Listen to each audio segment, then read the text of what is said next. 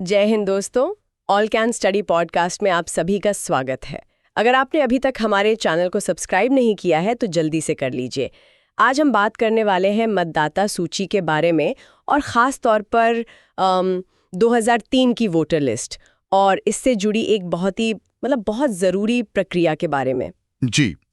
कई लोगों के मन में ये सवाल है कि अगर 2003 की वोटर लिस्ट में उनका नाम नहीं है तो क्या होगा। इसी को समझने के लिए आज हम स्पेशल इंटेंसिव रिवीजन यानी SIR प्रक्रिया की गहराई में जाएंगे। चलिए इसको खोलकर समझते हैं। बिल्कुल। और ये प्रक्रिया इस समय पूरे देश में चल रही है और भारत के चुनाव आयोग मतलब इलेक्शन कमीशन ऑफ इंडिया ने हाल ही में कुछ नई तारीखों का भी ऐलान किया है। तो ये समझना जरूरी है कि ये सिर्फ एक रूटीन अपडेट नहीं है, इसका संबंध कहीं न कहीं नागरिकता की पुष्टि से भी है। तो सबसे पहले ये स्पेशल इंटेंसिव रिवीजन या SIR ये है क्या, और इसमें एक एन्यूमरेशन फॉर्म का जिक्र आ रहा है बार बार, उसका क्या काम है? देखिए सर, जैसा कि नाम से ही पता चलता है, ये मतदाता सूचियों का एक गहन संशोधन है। इसमें जो एन्यूमरेशन फॉर्म भरा जा रहा है वो आपकी जानकारी को अपडेट और सत्यापित करने के लिए है, और यही फॉर्म इस पूरी प्रक्रिया में आपकी नागरिकता साबित करने का एक अहम जरिया बन रहा है। अच्छा, और स्रोत में ये भी बताया गया है कि इस फॉर्म को जमा करने की आखिरी तारीख पहले कुछ और थी, अब बदल गई है। तो ये नई तारीखें क्या है? जी, चुनाव आयोग के नए आदेश के मुताबिक तारीखें बढ़ा दी गई हैं। एन्यूमरेशन फॉर्म जमा करने की जो अवधि है वो अब 11 दिसंबर तक कर दी गई है। ओके, 11 दिसंबर। हाँ, और जो ड्राफ्ट लिस्ट प्रकाशित करने की तारीख थी, जो पहले 9 दिसंबर थी, उसे अब 16 दिसंबर कर दिया गया है। और फिर जो अंतिम मतदाता सूची है वो 14 फरवरी को जारी की जाएगी। अच्छा, तो यहाँ पर बात बहुत दिलचस्प हो जाती है। कुछ लोग हैं जो बड़े आत्मविश्वास में हैं कि भाई हम तो जन्म से भारतीय हैं, तो हमें ये फॉर्म भरने की क्या जरूरत है। और यही पर सबसे बड़ा पेंच है, ये आत्मविश्वास। अगर जानकारी अधूरी हो तो थोड़ा खतरनाक हो सकता है। ये जो प्रक्रिया है ये 2002 या 2003 की मतदाता सूची को एक तरह से आधार मान रही है, और इसके पीछे एक तर्क है।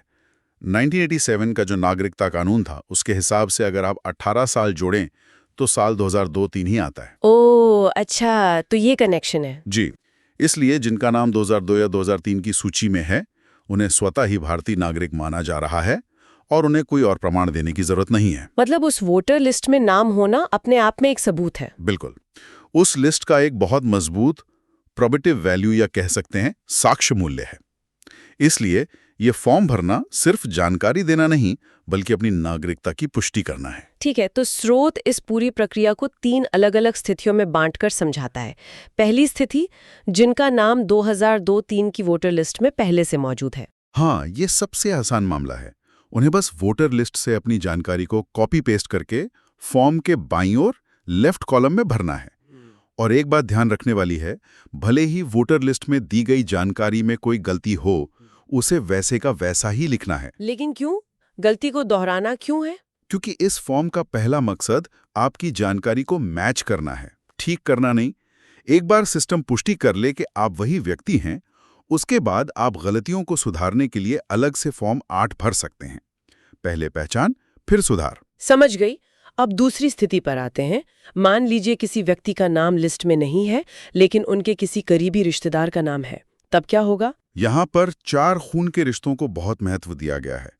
दादा, दादी, पिता या माता। अच्छा, सिर्फ ये 4? जी, अगर इन चारों में से किसी का भी नाम 2002-3 की लिस्ट में है तो वो व्यक्ति उनके संदर्भ में फॉर्म का दाईं ओर मतलब राइट कॉलम का हिस्सा भर सकता है, क्योंकि उनके माता पिता या दादा दादी को तो पहले से ही नागरिक मान लिया गया है। तो ये एक तरह की लिंकेज प्रक्रिया हो गई। बिल्कुल। और सबसे चिंताजनक तीसरी स्थिति, अगर किसी व्यक्ति का और उनके माता पिता या दादा दादी किसी का भी नाम उस लिस्ट में नहीं है। देखिए, इसमें घबराने की जरूरत नहीं है।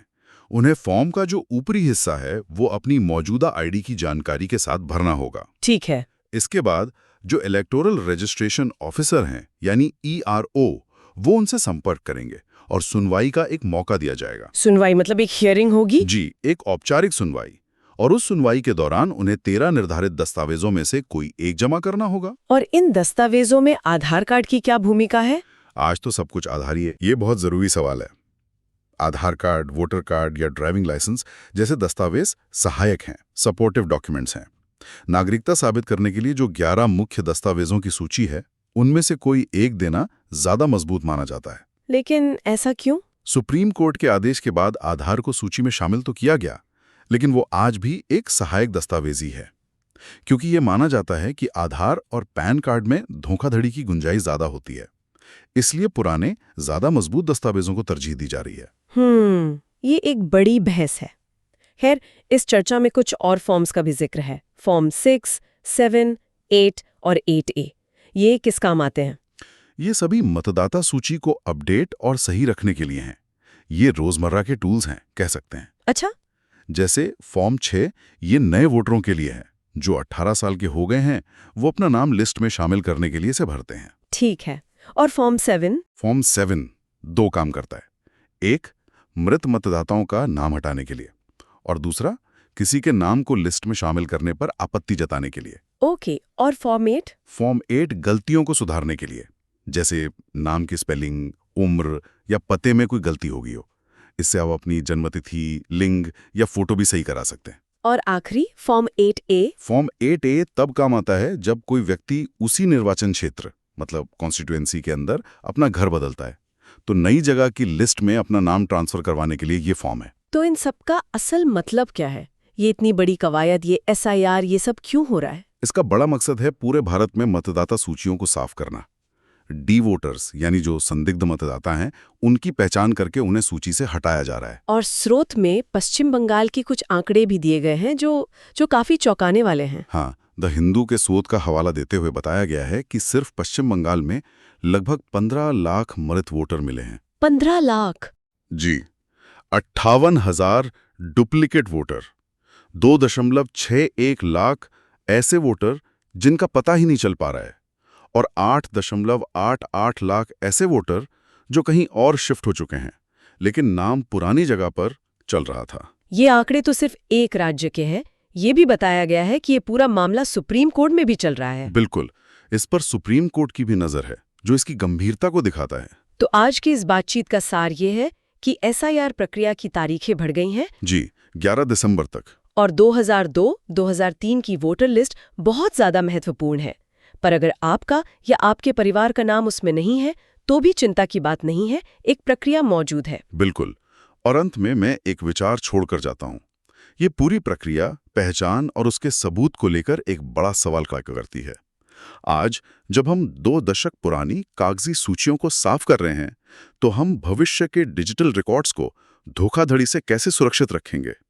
खासकर तब जब आधार जैसे दस्तावेज को भी केवल सहायक माना जाता है। ये एक बड़ी चुनौती है। बिल्कुल, सोचने वाली बात है। ऐसी ही जानकारी के लिए सब्सक्राइब कीजिए ऑल कैन स्टडी को। Thank you. चलिए नेक्स्ट वीडियो पर मिलते हैं।